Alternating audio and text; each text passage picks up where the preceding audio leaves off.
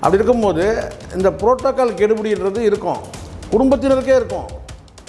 அப்போ அதை கடந்து இவங்க யார்? ஸோ இவங்க சாதாரண ஒரு சக நடிகை, அவ்வளோதான். விஜய் அவர்கிட்ட இருந்து விலக்கி வைக்க வேண்டிய நபர்கள் கண்டிப்பாக 3 நபர்கள். அதில் 1 த்ரீஷா, 2 புஷியானது, 3வது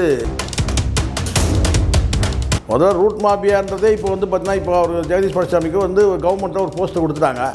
அவரே அதை பினாமி வச்சு தான் நடத்தணும் அந்த ரூட் மாஃபியாவே. ஒரு என்ன சொன்ன ஒரு சலசலப்பு நடந்தது உண்மைதான். ஏன்னாங்க புரோட்டோக்கால் சொல்லி என்னை அவர்கிட்ட நெருங்க விடாத பண்ணுறீங்க. நீங்கள் இன்றைக்கி ஆஃப்டர் ஆல் நடிகை, அவ்வளோதான். அதுவும் ரிட்டையர் ஆகிற கண்டிஷனு உண்மை தானே? த்ரீஷா ரிட்டையர் ஆகிற கண்டிஷன் தானே சார்? அதை சொன்னால் தான் உங்களுக்கு உடனே வந்துடும். கருத்து வேற்றுமை வந்துடுச்சு, பிரிஞ்சுட்டாங்க. ஆனால் பிள்ளைகளுக்காக எதிர்காலம் இருக்குது, மீண்டும் சேரலாம். அதுக்கு சேரத்துக்கு நீங்கள் முட்டுக்கட்டையாக இருக்கக்கூடாதுல்ல? அதானே இருக்கு. இதில் ஜெகதீஷ் பழனிசாமி சொல்லணுமா, இல்லை அவர் புரோட்டோக்கால்னு சொல்லணுமா?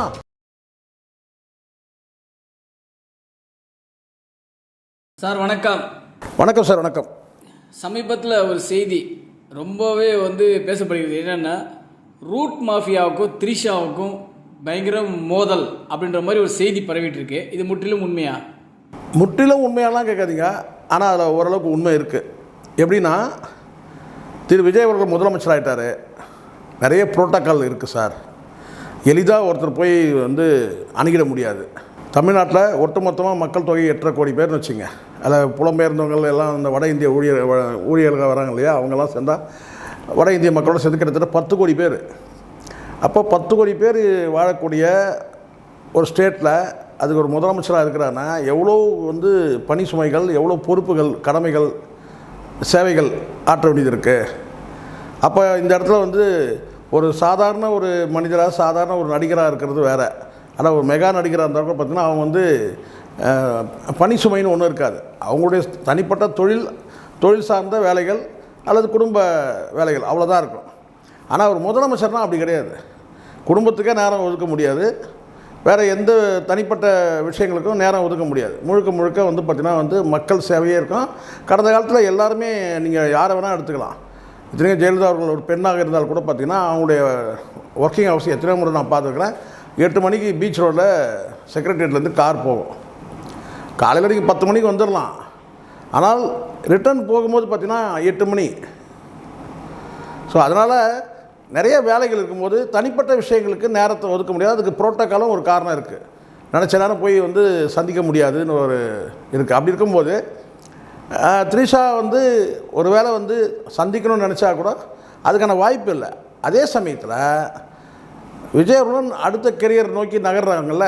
இப்போ ஒரு முதலமைச்சர்னால் அடுத்தது தேசிய அளவில் அரசியல் நோக்கி நகரும்போது நாளைக்கு பிரைம் மினிஸ்டர் கேண்டிடேட் கூட ஆகிறதுக்கு வாய்ப்பு இருக்குது. உள்ளபடி நிச்சயமாக வாய்ப்பு இருக்குது. 2029 தேர்தல் முடிவை பொறுத்து பிரைம் மினிஸ்டர் ரேஸில் கூட நாளைக்கு இருக்கலாம். அப்படி இருக்கும்போது இந்த புரோட்டோக்கால் கெடுபிடின்றது இருக்கும், குடும்பத்தினருக்கே இருக்கும். அப்போ அதை கடந்து இவங்க யார்? ஸோ இவங்க சாதாரண ஒரு சக நடிகை, அவ்வளோதான். நட்பு இருக்கலாம். ஆனால் ஒரு புரோட்டோக்கால்னு ஒன்று இருக்கும்போது பார்த்தீங்கன்னா அதில் நீங்கள் உடனே கூடவே சேர்ந்து பயணிக்க முடியாது. இதுக்கு முன்னாடி இருந்த மாதிரி ஒரு சினிமா நடிகராக இருக்கும்போது அது சாத்தியம். இப்போ முதலமைச்சர் ஆகிட்ட பிறகு கூட சேர்ந்து பயணிக்கவே முடியாது. அதுதான் உண்மை. இல்லை சார், இந்த ரூட் ஜெகதீஷ்னு சொல்லுவாங்க. அவர் தான் எல்லாமே பிளான் போட்டு கொடுத்தது அவர் தானா? இப்போ த்ரிஷா கூட நெருக்கம் காட்டாத அளவுக்கு விலக்கி வைக்கிறோம் அவர் தானே சார்? உள்ளபடியே பார்த்தீங்கன்னா விஜய் அவர்கிட்ட விலக்கி வைக்க வேண்டிய நபர்கள் கண்டிப்பாக 3 நபர்கள். அதில் 1 த்ரீஷா, 2 புஷியானது, 3வது ஜெகதீஷ் பழனிசாமி. 3 பேருமே ஒதுக்கி வைக்கணும். ஏன்னா இவங்க 3 பேரால் தான் பார்த்தீங்கன்னா பல பிரச்சனைகள் உருவானது. இந்த 106 108 வாங்கிட்டு இப்போ இழுபறி இருக்குல்ல, எதனால் அந்த இழுபறி? இவங்க 3 பேருடைய நடவடிக்கை பார்த்திங்கன்னா இந்த நடவடிக்கையால் தான் இந்த மெஜாரிட்டி ஊசலாடுறது கூட பார்த்திங்கன்னா மைனாரிட்டி கவர்மெண்ட் அமைஞ்சது காரணமே அதுதான். இதே 3 பேர் இல்லாமல் இருந்திருந்தா, அவர் கூட விஜய் கூட இல்லாமல் இருந்திருந்தாக்கா உள்ளபடியாக அங்கே இருந்த அந்த ஸ்ட்ராட்டஜிஸ்டோட எல்லாம் பார்த்திங்கன்னா எல்லாமே ஒர்க் அவுட் ஆகிருக்கும். அவங்க ஐடியாஸ் அத்தனையுமே ஒர்க் அவுட் ஆகிருக்கும். இந்த ரிசல்ட்டும் வேறு மாதிரி கிடச்சிருக்கும். அங்கே சதியை யாருன்னு கேட்டிங்கன்னா 3 பேர் தான் அந்த சதியை. அதில் வேறு இவர் வந்து அவரை சொன்னார், அவர் வந்து இவர் சொன்னார். 3 பேருமே வந்து பார்த்தீங்கன்னா வந்து அங்கே விஜய் அருகில் இல்லாமல் இருந்தால் இந்த வெற்றின்றது வந்து பார்த்தீங்கன்னா இந்த மைனாரிட்டி கவர்மெண்ட் அமைஞ்சிருக்காது, மெஜாரிட்டி கவர்மெண்ட் அமைஞ்சிருக்கும். 140 150 சீட் கூட அடிச்சிருக்கலாம். ஆனால் அடுத்தடுத்து வந்து ஒரு வெறுப்பு வந்து ஒரு குடும்பத்தினுடைய ஓட்டு எப்படி வந்து ஒரு வெறுப்பாக மாறுச்சுன்னா இவங்களோட நடவடிக்கை அதுதான். அது புஷியானந்தோட பேச்சாக இருக்கட்டும், மேடை பேச்சாக இருக்கட்டும், முகம் சொல்லிக்கிற மாதிரி, அதுக்கப்புறம் வந்து திரிஷாவுடைய அந்த பயணங்களாக இருக்கட்டும், இல்லை ட்விட்டர் மெசேஜாக இருக்கட்டும், எல்லாமே வந்து விஜய் அவருக்கு வந்து நெகட்டிவாக தான் ஆச்சு. இதெல்லாம் வந்து இல்லாமல் இருந்தால் கண்டிப்பாக வந்து இந்த 108 இவ்வளோ இழுபறியே தேவையில்லை. அசால்ட்டாக 130 சீட்டு அடிச்சுட்டு இருப்பாங்க, 130 தாண்டியே போயிருப்பாங்க, 140 வரைக்கும் போயிருப்பாங்க. அப்போது அச்சம் இல்லைல்ல, தைரியமாக இருந்துக்கலாம்ல. இப்போ ஒரு என்ன இருந்தாலும் ஆட்சி கவிழ்ந்துருமோன்ற அந்த ஒரு அச்சம் உணர்வு இருக்குது தானே செய்யுது, மெஜாரிட்டி இல்லாதனால சொல்கிறேன். ஸோ மெஜாரிட்டி கவர்மெண்ட் போனதுக்கு காரணம் இந்த 3 பேர். அது குறிப்பிட்டு வந்து பார்த்திங்கன்னா திரிஷாவுடைய நடவடிக்கை தான். ஒரு மனிதர் வந்து நம்ம விட்டு வந்து பார்த்திங்கன்னா விலகி போனால் அந்த மனிதருடைய வளர்ச்சி வந்து இதை விட உச்சத்தில் அடையுன்னு சொன்னால் தானாக வழியை வந்து விலகிடணும். அதுதான் கரெக்ட். ஒரு உயர்ந்த நம்ம நேசித்தவங்க ஒரு உயர்ந்த பதவியில் இருக்கிறாங்க, நம்ம தூரமாக இருந்து ரசிக்கணும், அவ்வளோதான். பரவாயில்ல, நம்ம கூட வந்து பயணித்தவர், ஒரே ஸ்கூலில் படித்தவர், ஒரே வந்து ஷூட்டிங்கில் வந்து பார்த்திங்கன்னா வந்து ஒரு படத்தில் நடித்தவர், எல்லாத்தையும் சேர்த்து அவர் ஒரு உயர்ந்த இடத்துல இருக்கார். இப்போ இருக்கிற பொசிஷனோட ஒரு ஸ்டேட்டுக்கு சீஃப் மினிஸ்டர் ஆகிட்டார். அடுத்தது வந்து பார்த்திங்கன்னா வந்து ஒரு நாட்டுக்கே வந்து பிரதமராக போகிறார். அப்படின்ற ஒரு என்ன கேட்டால் வந்து அந்த மன நிறைவு, அந்த சந்தோஷம் வந்து பார்த்திங்கன்னா விலகி இருக்கிறது தான் இருக்குது. இல்லை அவங்க எவ்வளோ உயரம் போனாலும் என்ன, அவங்க புகழுக்கு டேமேஜ் ஆகுதா, அதை பற்றி தான் எனக்கு கவலை இல்லை. தான் நினச்சது என்னவோ சாதிக்கணும், அப்படி நினச்சா தான் தப்பு. எனக்கு தெரிஞ்ச வரைக்கும் நான் கேட்டேன்னா வந்து இதுதான் சரியான நடவடிக்கை. விஜய் அவர்கள் வந்து இப்போ காஷனாக எச்சரிக்கையாக இருக்கிறாரு. காரணம், அடுத்து தேசிய தலைவர் நோக்கி பயணிக்கும் போது எச்சரிக்கையாக இருக்கிறாரு. ஒரு ஸ்டெப்பு தூரமாக இருக்கிறார், ஒரு ஸ்டெப்பு இல்லை எனக்கு கேட்டால் தூரமாகவே இருக்கிறார். அதுக்கு வந்து பார்த்திங்கன்னா அங்கே சரி இது மட்டும் தானே கேட்டால் இன்னும் கூட 2 பேர் தூரமாக வந்து விலைக்கு வச்சா இன்னும் சூப்பராக இருக்கும்ன்ற நான். அது புஷியானந்தா இருக்கட்டும், ஜெகதீஷ் பழனிசாமியாக இருக்கட்டும், இவங்கெல்லாம் விலைக்கு இருந்தாங்கன்னா விஜயோட வளர்ச்சியை தடுக்க முடியாது. இவங்களாம் தான் அங்கே வந்து ஒரு முட்டுக்கட்டையே. இல்லை சார், இப்போ வந்து அந்த ரூட் அமைப்பு மீது திரிஷா பயங்கர கோவத்தில் இருப்பதாக செய்தி. அவங்க கோவம் வந்து என்ன ஆக போகுது சார்?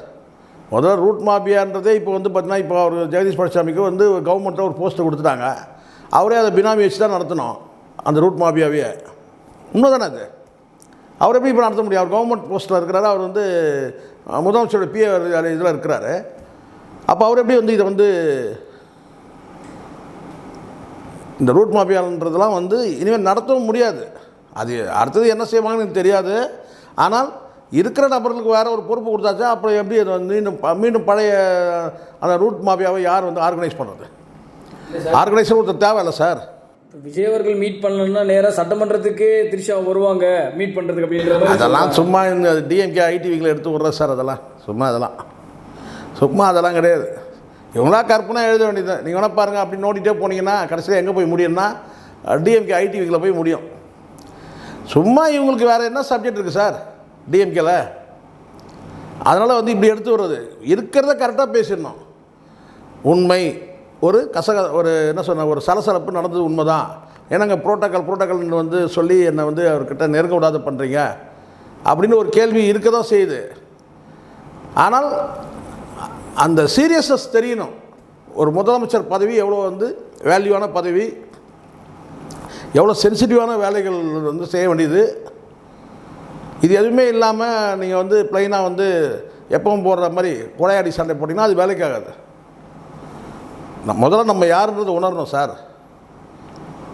நீங்கள் யாருன்றதை உணரணும். நீங்கள் இன்றைக்கி ஆஃப்டர் ஆல் நடிகை, அவ்வளோதான்.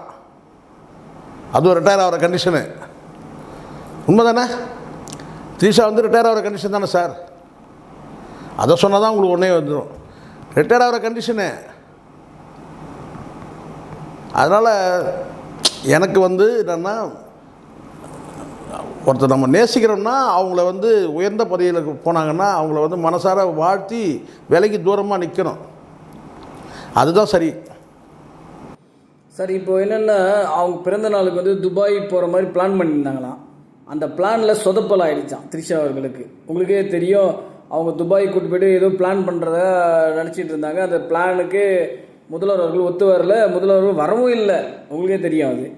ஸோ இதனால் இன்னும் மேலும் அப்செட்டு, இதுக்கு காரணமே ரூட் குரூப் தான் அப்படின்ற மாதிரி இன்னும் அப்செட். என்ன வேணால் சொல்லிட்டேன் சார், சந்தோஷம். இதெல்லாம் சொல்லும் போது எனக்கு சந்தோஷமாக இருக்குது. எனக்கு இப்போ இதெல்லாம் சொல்லும் போது வா பரவாயில்ல, சந்தோஷமாக இருக்குது. ஏன்னா முதல்ல குடும்பம் வந்து விலகி இருக்கிறதுக்கு யார் காரணம் சார்? இவங்களாம் தானே சார் காரணம்.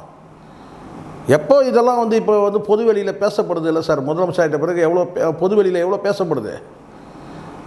அப்போ இதெல்லாம் நீங்கள் சொல்லும் போது ரைட், ஓகே, இப்படி நடக்குதா? நம்ம மீண்டும் மீண்டும் செய்த தவறே செய்தால் தான் முதலமைச்சர் நம்ம வந்து பேச முடியும். இவன் முதலமைச்சர் பேச முடியும். அவரே விலகி இருக்கிறார், சந்தோஷம், மகிழ்ச்சி, நல்லது தானே.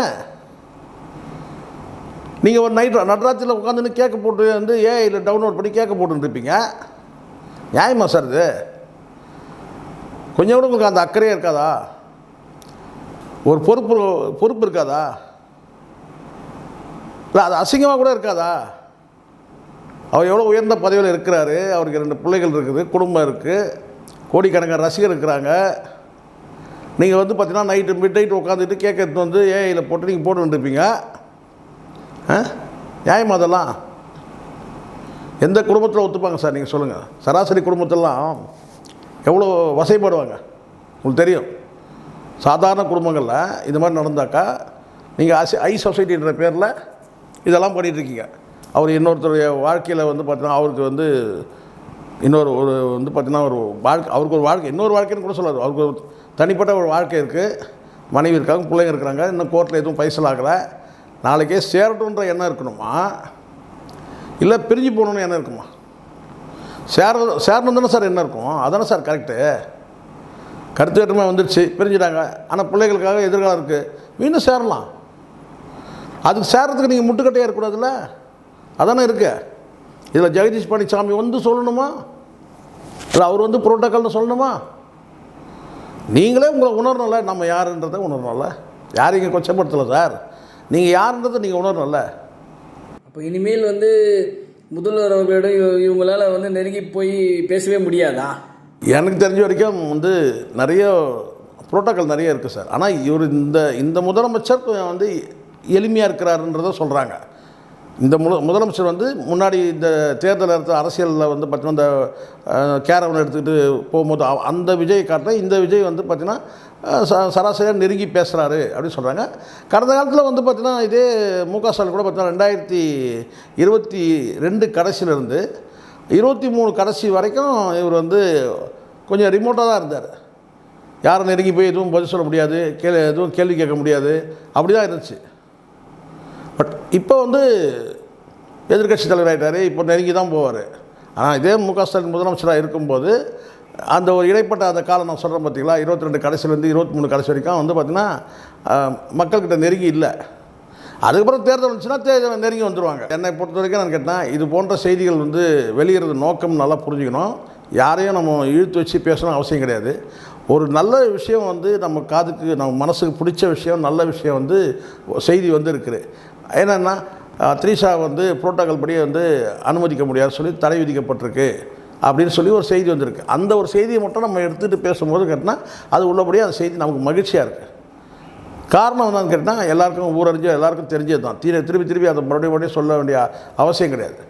சந்தோஷமாக இருக்குது. தடையில்லாத முதலமைச்சருடைய அடுத்த கட்ட பயணம் தடையில்லாமல் நடைபெறும். அரசியலில் 1000 விமர்சனம் நமக்கு இருக்குது, அது வேறு. அது நம்ம தொடர்ந்து விமர்சனம் பண்ணுவோம். நேற்றும் பேசணும், இன்றைக்கும் பேசணும், நாளைக்கும் பேசுவோம். அந்த விமர்சனம் வேறு, அந்த விமர்சனம் வேறு. இது முழுக்க ஒரு என்ன சொல்கிறது கேட்டிங்கன்னா வந்து ஒரு குடும்பத்தோடு இணைந்த மாதிரியான ஒரு பிரச்சனை. இந்த த்ரிஷாவுடைய இந்த பிரச்சனைகள் எல்லாம் கடந்த காலத்தில் அவங்களே வந்து டெவலப் பண்ணாங்க. அதை ட்விட்டரில் மெசேஜ் மேலே மெசேஜ் போட்டு ஃபோட்டோக்களை வெளியிட்டு அதெல்லாம் சர்ச்சையாச்சு. இப்போ இந்த செய்தி வரும்போது புரோட்டோக்கால் வந்து ஏதோ ஒரு வகையில் உதவி இருக்குங்க, புரோட்டோக்கால் வந்து அவங்களுக்கு தடை செய்யுதுன்னு சொன்னால் அது மகிழ்ச்சி உள்ளபடியே. நான் மகிழ்ச்சி அடைகிறேன். மற்றவங்களை பற்றி எனக்கு தெரியாது, எல்லாமே வெளிப்படையாக சொல்லி தான் பழக்கம் எனக்கு. ஒரு புரோட்டோக்கால் மூலமாக வந்து த்ரிஷாவுடைய வந்து பார்த்தீங்கன்னா அந்த சந்திப்பு முதலமைச்சரோட அந்த சந்திப்பு தவிர்க்கப்படுது, அதுக்கு புரோட்டோக்கால் தான் காரணம் சொன்னால் உள்ளபடியே மகிழ்ச்சி சார் எனக்கு. ஓகே சார், இது சம்மந்தமாக இன்னும் என்னென்ன வரப்போகுதுன்னு நம்ம பொறுத்து பார்க்கலாம். Thank you mister, thank you. நன்றி சார். இது போல பல வீடியோக்களை கண்டு மகிழ எங்களது ரீசன்ட் வாய்ஸ் சேனலை மறக்காம சப்ஸ்கிரைப் பண்ணுங்க.